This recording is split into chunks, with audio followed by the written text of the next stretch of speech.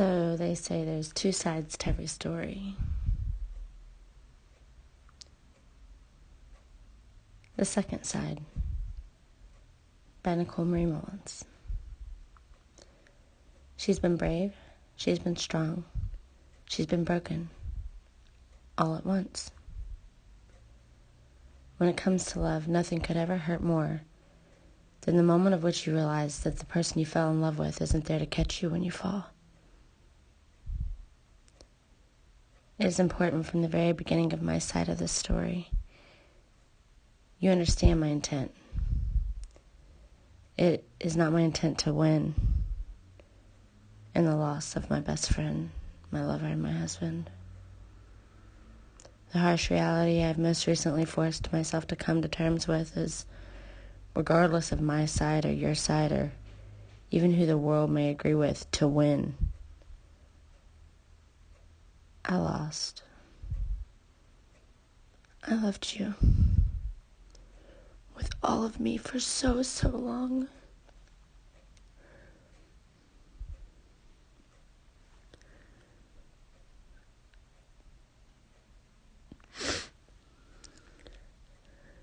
So, I'm going to relive it one last time. Go all the way back to my very favorite, most pure, last true memory of when you were with me. I was laying on the hood of your truck next to the lake behind our old house. We were camping, and I was singing our babies to sleep. The next morning, when I woke up, there were flowers in the tent, handpicked by you and our boys. I remember peeking out the tent and seeing all three of you standing in a line, one on each side of you, and you all three had shorts on and no shirts, and I could just see your backs, and you guys were fishing, and it was just perfect. Cheyenne was drooling on her hand, and I woke her up. I remember shaking her, waking her up so she could see too. And then we started to play. I remember you pulling the kids in the raft from one side of the lake to the other. And their faces, and it was so perfect.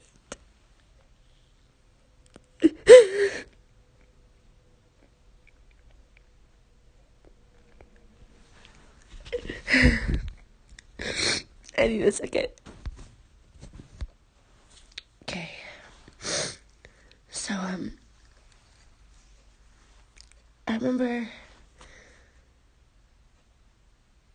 that's right about the time things got bad. And as much as I hate to admit that it happened in North Carolina, I think it might have. I remember you didn't want to work. You didn't want to get up. You wanted to sleep all day. And I remember thinking to myself, like, baby, one of us has got to work. Like, how are we going to get by? I remember this sense of urgency as the time was ticking by that neither of us were working. It was like, oh my goodness, what are we going to do? So I got hired at Quartermaster's at the end of our road. And all of a sudden, you wanted to run. So you were kind of depressed. You weren't working. And then you wanted to run home to Ohio overnight. Why? What happened? Something had to happen there. We both knew it was wrong. The day that we were leaving and BJ came over and tried to give us that check, he was an angel trying to save us. We didn't get 30 minutes up the road before the car started messing up. All signs were screaming at us to stay. We ignored him. It's funny, the other day I mentioned the whole Willow thing. I remember you wanting us to leave Willow behind. And I couldn't do it. She was part of our family. I couldn't do it. So here we come back to Ohio, pulling my van with a U-Haul and all of our stuff. I was driving your truck. Kids were taking turns riding with you in the front seat of the U-Haul. And in the back of my van, we've got Willow, Jackson, Jet, and Milo. The Mullins family. From the minute our tires hit the concrete, from the minute that our tires hit the gravel at the end of your mother's driveway, we knew what a colossal mistake we had made. And it has been a disaster ever since. We moved back there the week of our daughter's birthday. Do you remember our daughter's birthday that year? I do.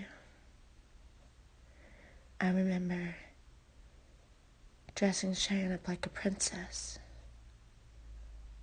and everybody having a fucking attitude about it. But it was her day. I remember wanting to sing her happy birthday because, you know, that was the thing that brought us back here to Ohio, was family. We wanted our kids to be around family again. That's the justification that we gave ourselves to come back here. And they couldn't even come inside and sing our daughter happy birthday.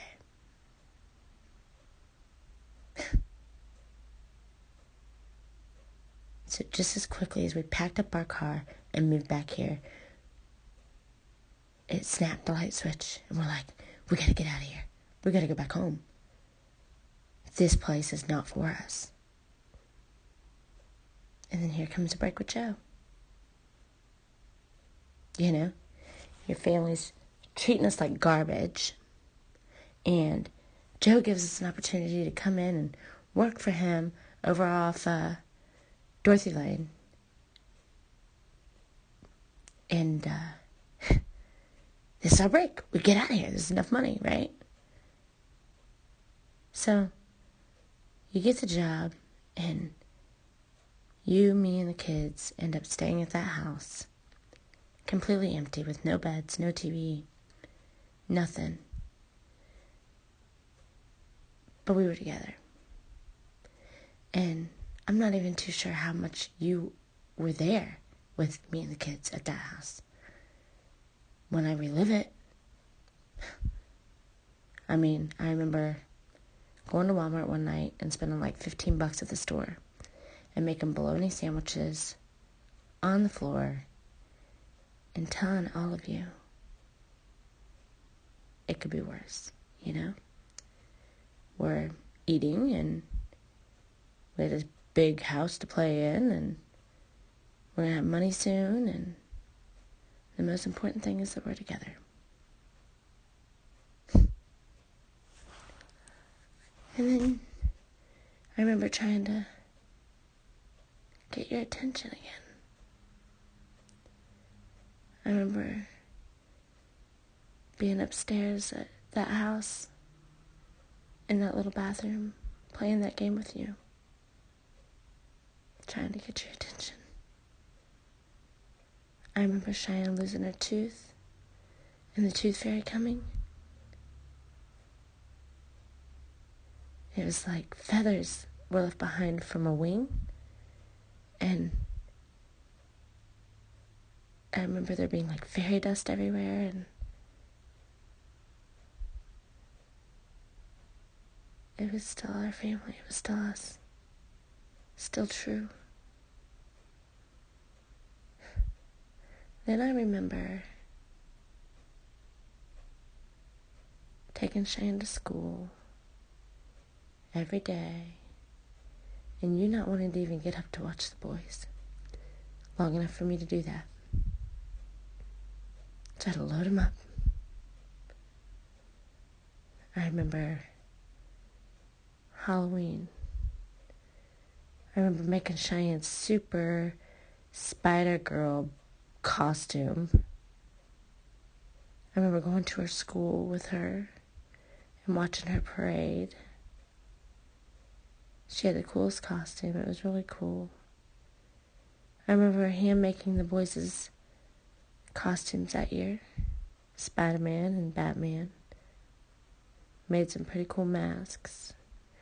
And then I remember it being Halloween night and you not wanting to get up. And me begging you all day to get up, to go with me trick-or-treating with our children. I remember looking all day for what you needed, on top of finishing up their costumes. Super mom, here I go. Daily routine for me. And lo and behold, I pull through, just like always. So here I am, costumes made, got you up, got you what you need, and we all pile in the car, and trick-or-treat's almost over. And I'm devastated, because it's the kids' trick-or-treating night. Luckily, we pulled it off. We found that church, and the kids banked. They had so much candy. It was perfect. It worked. Whew. Laid down, went to bed. Just another day for me, right?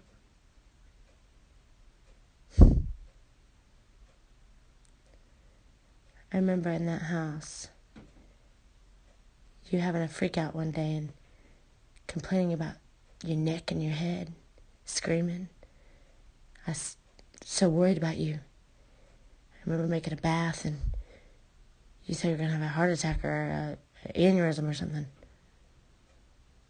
It was really bad, I remember. I also remember you telling me, no matter what, not to bring that shit around anymore. But I did.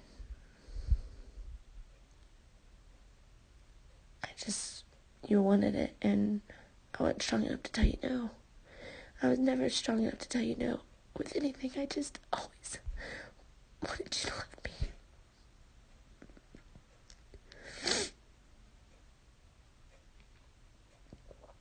So, yeah. Things go south. And it's time for us to get out of that house. And we go stay with your mom for a minute. And I'm just immediately like, oh, and let me back up. Before that, that's when things started going really bad with your mom and sister again. I remember at that house, your daughter calling us, crying her eyes out, because Jenny had chased her through the house and locked her and locked herself in the bathroom. Terrified of her. Remember that? Remember our daughter being on the phone, being terrified of your sister? And why did that happen? I remember. Because the boys were taking a bath upstairs, and Cheyenne came to check on them. Because she's a good sister. And that's what kind of close-knit, tight family I have. Had. Bradley. And our daughter's on the phone crying her eyes out, and you can hear that fucking bitch in the background cussing at our daughter. Through the door. And then your mom getting on the phone telling us she should be able to call you whenever she wants. You saw to that, Bradley, right? To not let Shani call me whenever she wants. As much anger as I had for these people, much hurt feelings and shit that I harbored, I also remember your grandpa sitting on the swing out in front of your parents' house right after all that happened, telling me the second piece of advice that I'll keep with me the rest of my life. Forgive. Just forgive. Life's too short. So what did I do? Kept trying to make it work with him. And we moved back into that house, and things were just completely ratchet from the very beginning. Todd was a dick. I remember him telling me in the family room soon after that. I remember him telling me, I can't wait for the day that you guys lose everything that you have. Somebody should call CPS and tell them that you're here. I remember him telling me that. Your brother told your wife that about your kids.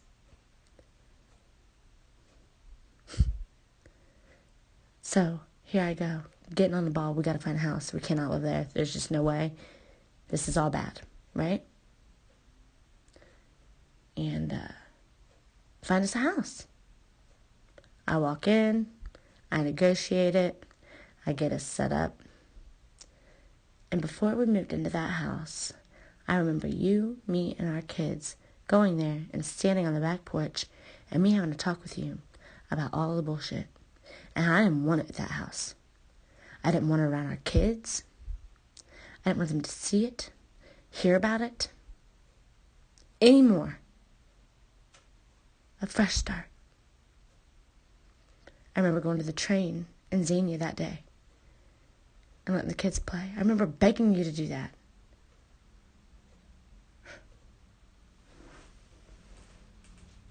And we move into Gummer. You're still working for Joe. Here we go. Here's a chance, right? I remember going to try to enroll Shine into school. And I remember them telling me that they were going to bus her across the city and put her in an all-black school. And that wasn't going to work. And one day turned into two, and two turned into three, and here we go, getting caught up in the mix of life, right? I remember getting ready in the basement one night and trying to get your attention. And I remember you telling me, everything isn't about us being together like that, Nikki. And, and I just wanted my best friend back. I just wanted you to love me and spend time with me again. The way you did in North Carolina.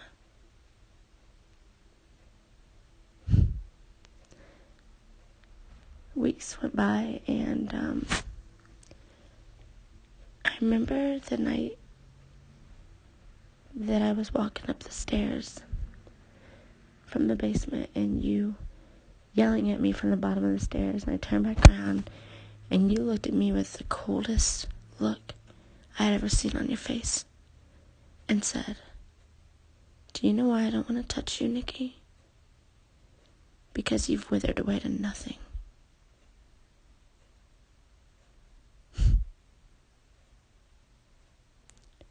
I remember going out the front door of the house and standing on the side of the house, making you think I left, and collapsing into myself on the ground and crying just so. I couldn't believe you said that to me. What? How could you say that to me?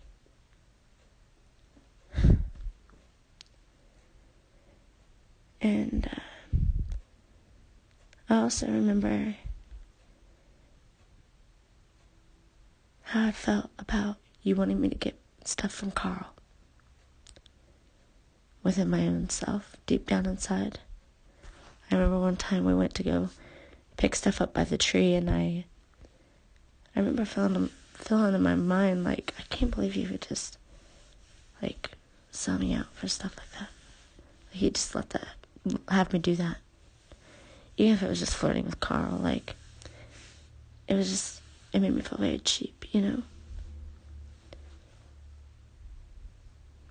And, you were working, and you were, and I wasn't, and I didn't think it was the worst thing in the world, because, you know, there was times that you worked and I didn't, and there was times that I worked and you didn't, but we always had each other, you know?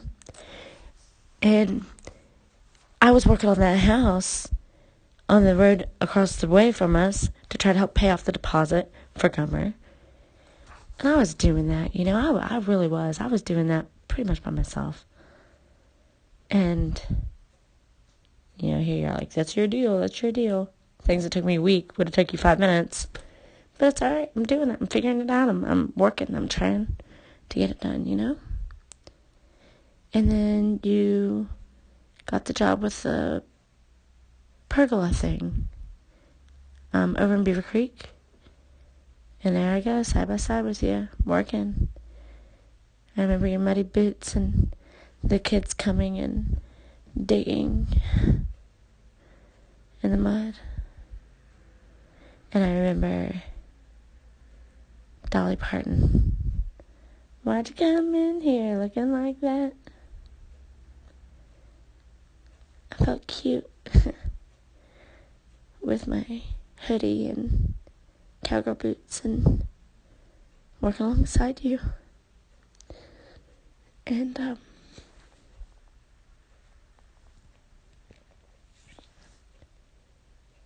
just wanting you to love me. Let me take a quick break.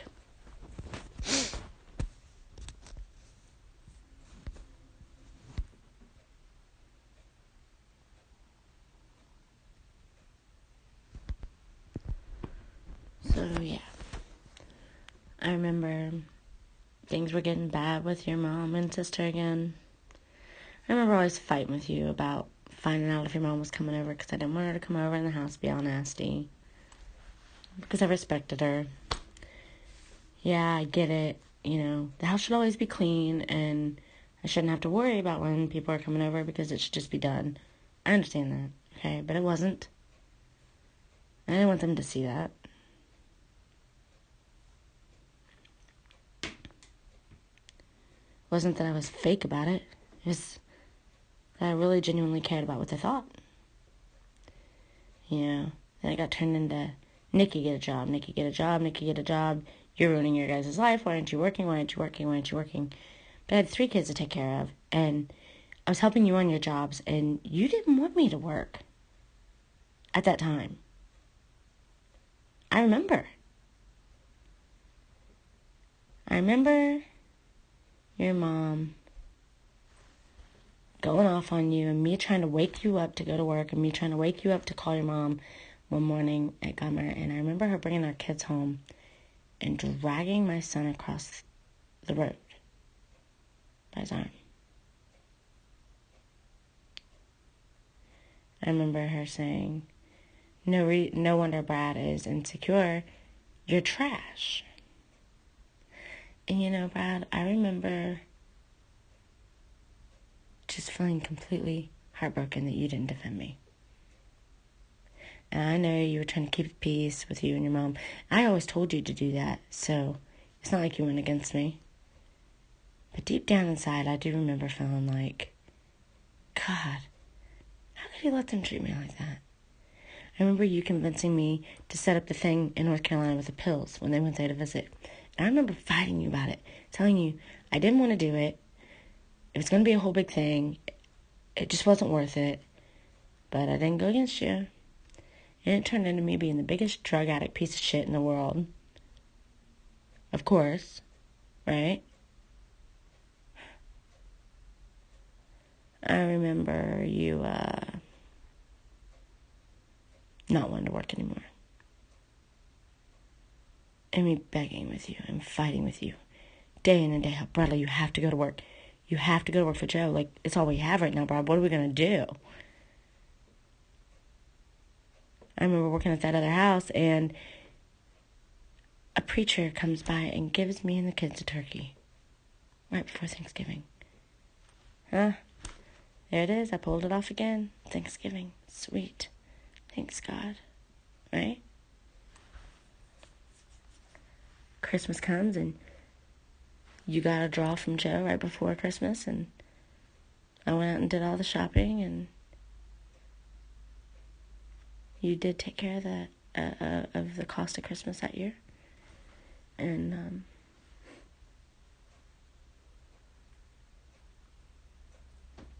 you remember that Christmas night? That was the first time you threatened to kill yourself. Remember you chasing me through the house and me hiding behind the bathroom door upstairs.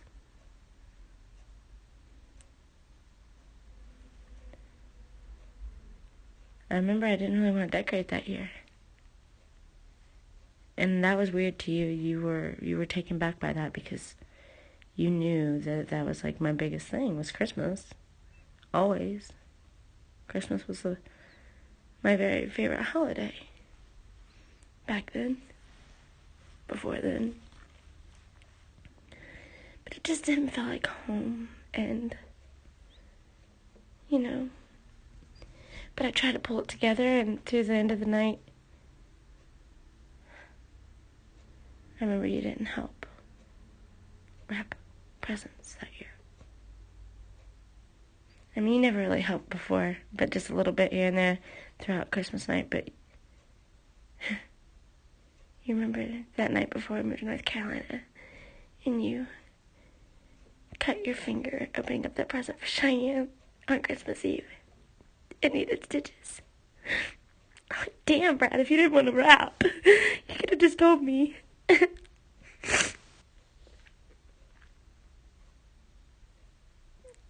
I remember Christmas morning, you not wanting to get up to witness our baby's Christmas morning. I was so mad at you. Wake up. You made the kids wait. No. Let me rephrase that. I made the kids wait. I should have made them wait. But I did. Because I wanted you to be there to witness their Christmas morning. So I made my babies wait to open their presents from Santa. What was wrong with me? That I'd make them wait.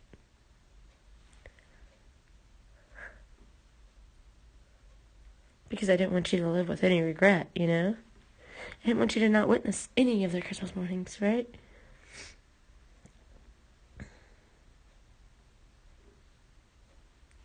But you know what? We were still together.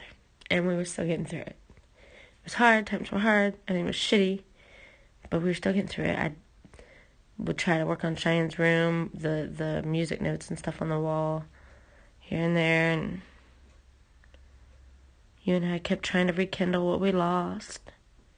And we got it back a little bit at Gummer for a minute. I do remember that little spark. I remember you sleeping and me making that other room right beside our bedroom. I remember working on the clock you broke at your dad's and turning it into a box for you. As quietly as I could. Because I didn't want to disturb you. I worked on it for days. Had it almost completely finished. And I can't remember what happened to make it start, but I smelled something burning. I smelled something burning. And I told you, I'm like, Bradley, something is burning. To this day, I can't remember how it started. But the box got all burnt up. Underneath the stairs at Gummer. The box that I had been working on for you. With your dad's broken clock.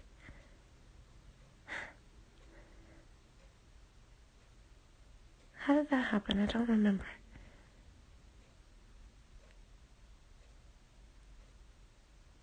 I remember Union cigarettes. And me being such the down-ass wife that I was. I got in the truck, went down to Speedway and bummed them for you because we couldn't afford them. You didn't ask me to do that. I just did that. And I remember wanting to finish the staining of the wood for the pergola thing at Joe's, but the stain smelt too potent. And I knew it would wake you up. I wanted to surprise you and get them all done for you. So I blocked off the stairs with plastic so the smell wouldn't come down there and wake you up. And I stayed up all night in the freezing cold, going in and out of the house, one board at a time, and stained every one of them boards for you. Because I wanted to make you proud of me.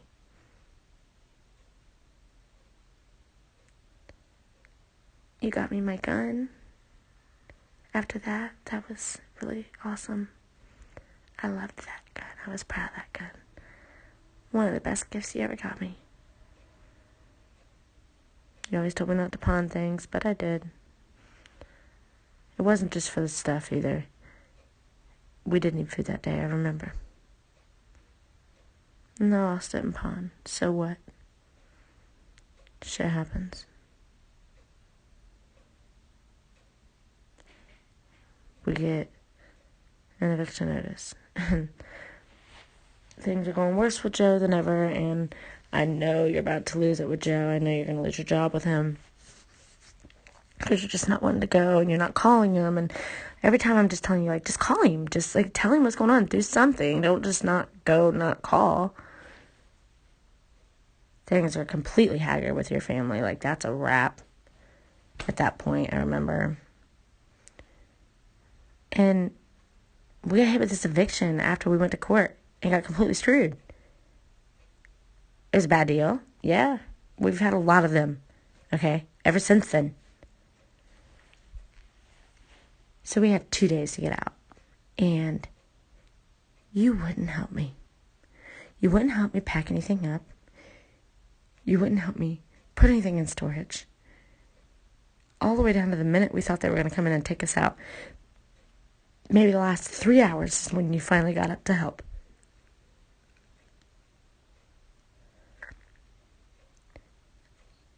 Notice how I just skipped over the first time you started to get violent.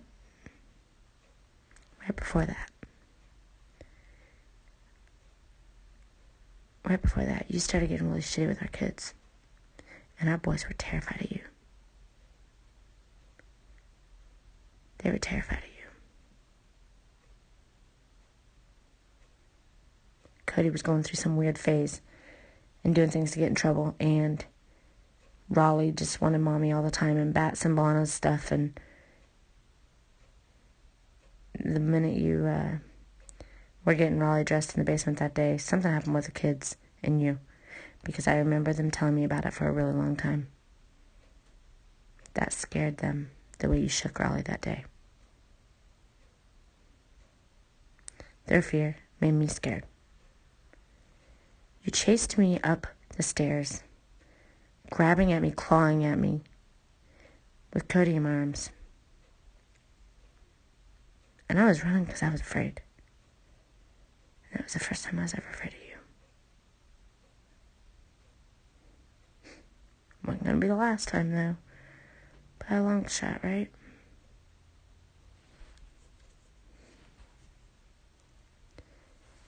Yeah. So,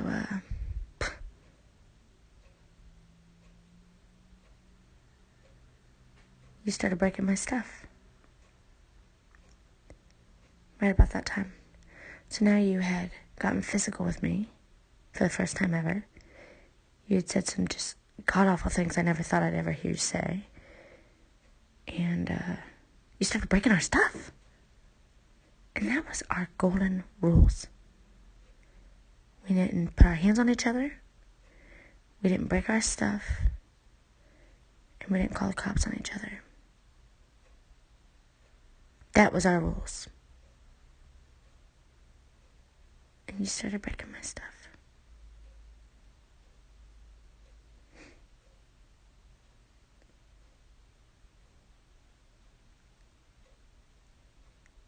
I'm gonna take another break.